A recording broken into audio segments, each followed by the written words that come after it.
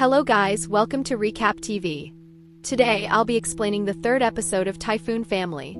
If you haven't watched the first two episodes, I suggest you watch them first.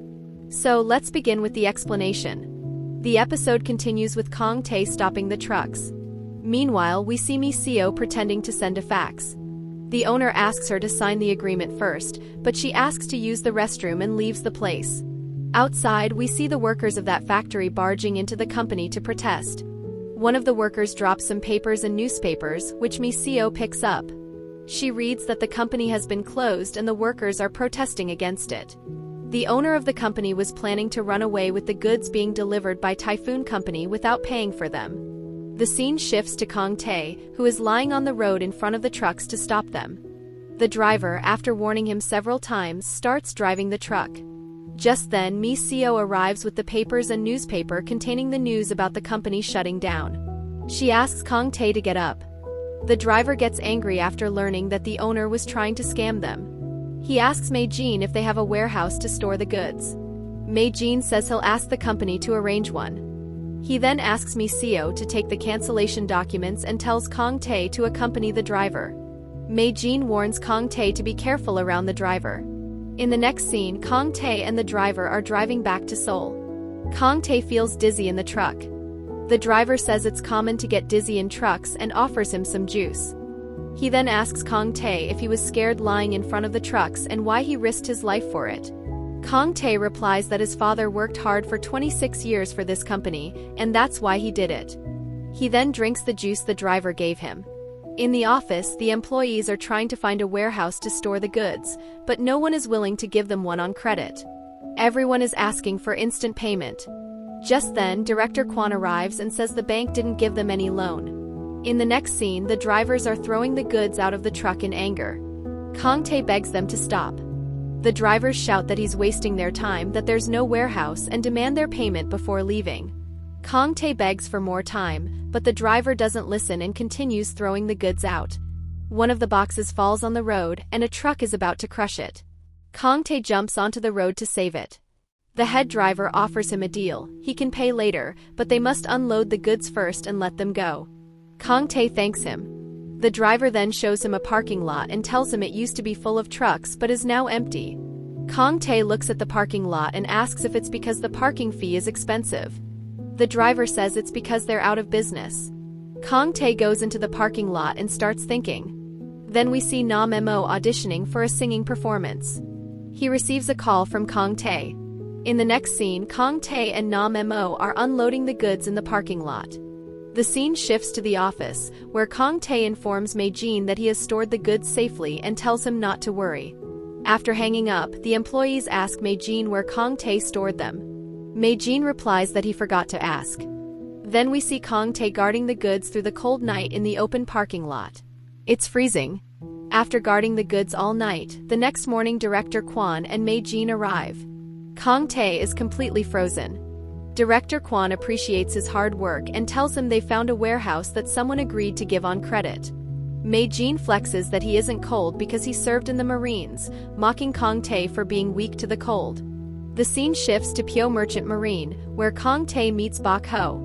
Bok Ho tells Kang Tae he should have informed him earlier about needing a warehouse. He was a close friend of his father. He then motivates him to work hard. Just then, he receives a phone call saying the warehouse is ready. He tells Kang Tae to go and check it out. Kang Tae thanks him. In the next scene, Bok Ho's manager hands Mei-jin the contract. Kang Tae complains that the warehouse has cracks, is rusty, and could collapse anytime. But the manager gets angry, saying they should be grateful for the help instead of being picky. He says it's fine if they don't want the warehouse. Mei-jin quickly apologizes and signs the contract without reading it, then scolds Kang Tae for being too picky.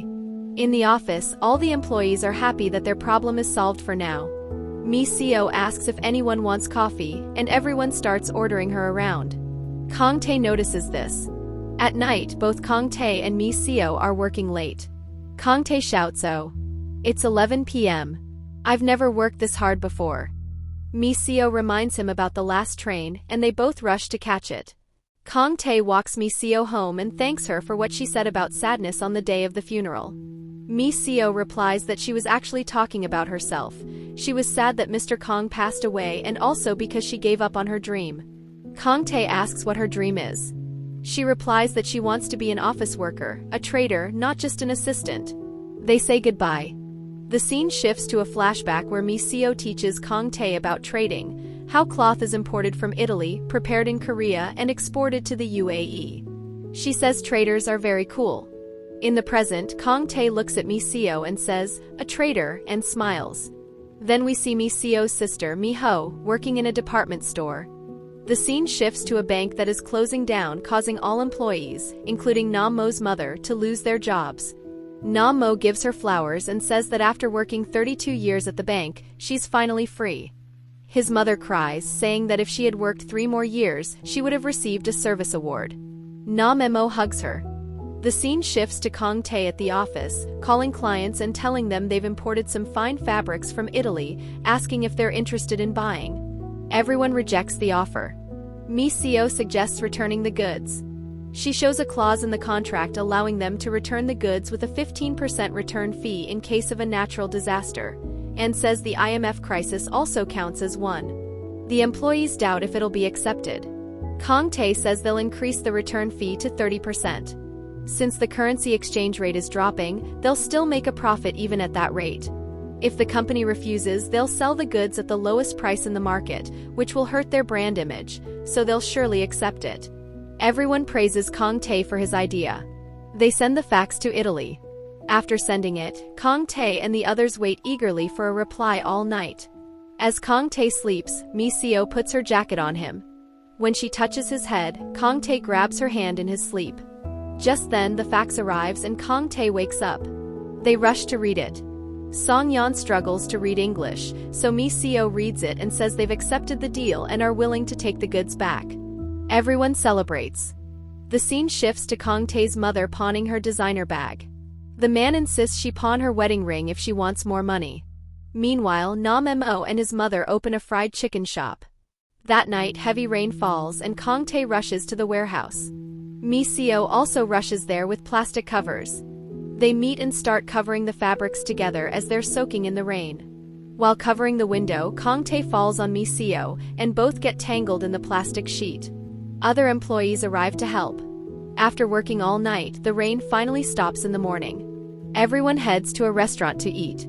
Director Kwon tells Ms. Hong to offer Kang Tae more meat since it's his birthday. Kang Tae asks how they knew, and they reply that tomorrow is the company's anniversary. He was just born the day before it. They celebrate his birthday. The scene changes and we see Bak Ho's men seizing the fabrics. Kang Tae and the others stop them and ask what they're doing.